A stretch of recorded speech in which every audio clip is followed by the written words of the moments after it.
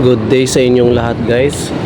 Ngayong araw ng linggo pala guys ay meron na akong kunting tips guys na i-share sa inyo tungkol sa ating cooling system.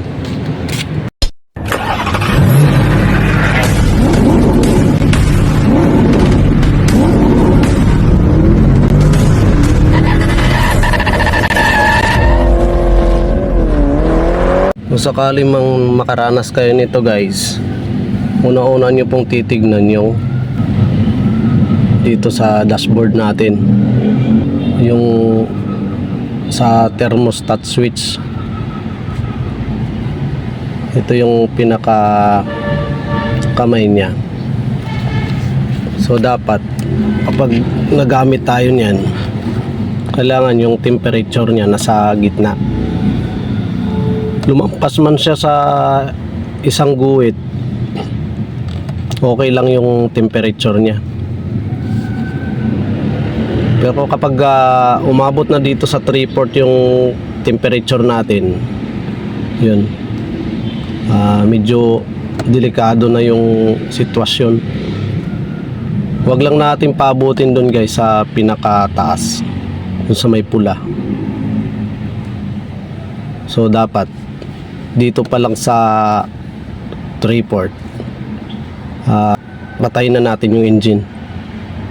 Ibig sabihin mataas na yung kanyang temperature.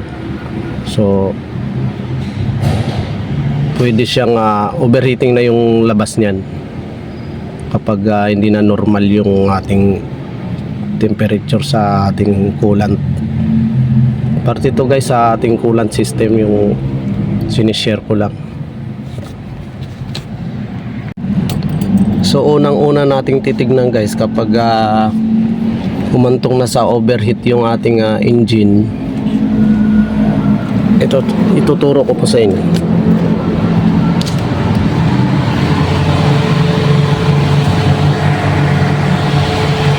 Is yung unang-una guys is yung coolant natin. Titignan natin kung may laman pa ba o wala na. Yan yung pinanggagalingan ng overheating. O kaya yung auxiliary pan natin, baka hindi na gumagana. Ito. O kaya sira na yung thermostat switch natin. Kasi kapag malamig pa yung temperature natin, hindi mag-automatic yung auxiliary pan natin kapag malamig pa siya. So yun ang i-check natin ngayon.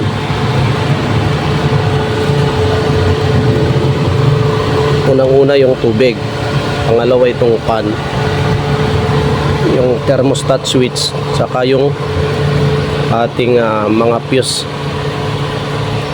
or relay. Yan ang i-check natin dyan. Saka yung panglima yung baka yung water pump natin, and minsan kasi to guys merong sa katagalan nabubungi yung kanyang pan, yung mismong water pump natin nabubungi yung pinaka-ilisi niya sa loob. So hindi na makapag-circulate ng maayos yung ating coolant kapag nagka-problema din yan. Okay. At ngayon guys ay na-check na natin lahat. Okay naman yung coolant natin. Wala naman siyang problema. Yung pan natin gumagana naman. Tapos yung thermostat switch okay naman siya, lahat gumagana. Pati yung na-check na rin natin yung water pump natin, buo naman siya, walang sira yung pinaka-ilisi niya. Bakit pa umiinit pa? Yun ang tanong, bakit mataas pa rin yung temperature niya? Yung isa pa niyan guys, i-check nyo yung thermostat dito kasi minsan nag-i-stack up yan. Kaya hindi makapag-circulate na maayos yung ating coolant. So kapag nag-stack up yan, ganun ang problema na mangyayari. Iinit at iinit siya. Kung na goods naman lahat yung na-check nyo naman lahat yung sa tubig natin, saka yung sa fan, magana naman lahat, pati yung water pump natin. So ito, check nyo rin itong thermostat. Minsan kasi nag-stack up, magka-close siya.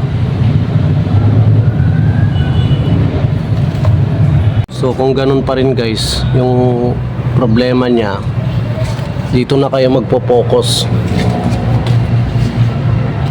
dito sa cylinder head gasket natin. So matrabaho lang to guys, so kailangan dali na natin sa malapit na shop. Kung sakali na check na natin lahat yan, ito na yung pinakahuli niya, major. Yung cylinder head gasket niya baka may problema na. Sakali man guys na nakita natin na ito ang may problema, hindi na siya gumagana yung pan natin, meron pang solusyon yan guys para lang magamit natin yung sasakyan. Pero mamandalian lang, kailangan pagawa nyo din yung kung anong pinanggagalingan ng problema niya. Bali babypass lang muna natin siya ngayon. So i-try nating i-start guys para maipakita ko rin sa inyo.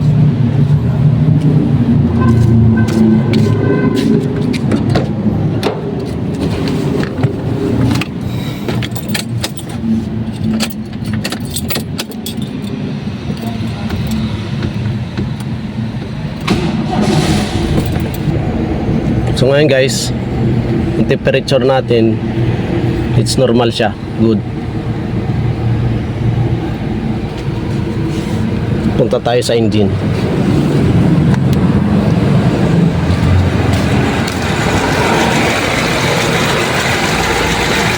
So ngayon guys, ayaw gumana yung pan natin.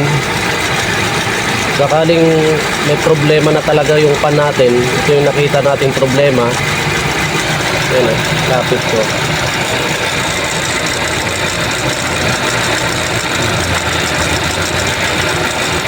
Hindi siya gumagana. For example lang to guys, no, kung sakaling hindi talaga gumagana, sira na siya. So, punta tayo dito sa ating thermostat switch. Ayan. Ngayon ang gagawin natin dito, try nating bunutin to guys. Try nating bunutin, no? Papakita ko lang. Dito yung location niya. Bunutin ko. Ngayon yung pan natin gumagana. Ayan siya, umiikot. Malabo lang. Nakikita niyo guys, umiikot siya. Ayan, naririnig ko naman siguro yung motor niya. So ngayon, kapag ipitalit ko yan,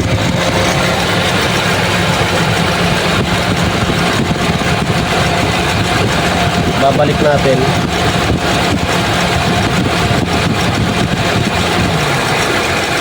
Ayan, binalik ko na siya. Ngayon, uminto na naman yung pan natin. Ayan o, oh, yung kinakamay ko, uminto na naman siya. So kapag binunot ko ulit, bubunutin ko ulit siya. Ayan, umiikot na naman siya. Isa lang dahilan yan guys, kapag ganyan, ibig sabihin ang may problema yung ating thermostat switch. Ito ang may problema niyan kapag nasubukan yung bunutin to at umikot siya, ibig sabihin ito ang may problema, yung thermostat switch natin. So kailangan palitan to. Ito ang papalitan nyo, yung mismong switch na to, thermostat switch ang tawag nyo. Kaya po yung nagkakaman dito sa ating thermostat kung sa loob, may thermostat yan dyan. So ito po yung papalitan nyo yan. So hanggang dito na lang guys. I hope na makatulong po sa inyo itong discussion ko ngayong araw. Maraming salamat po. God bless po sa inyo.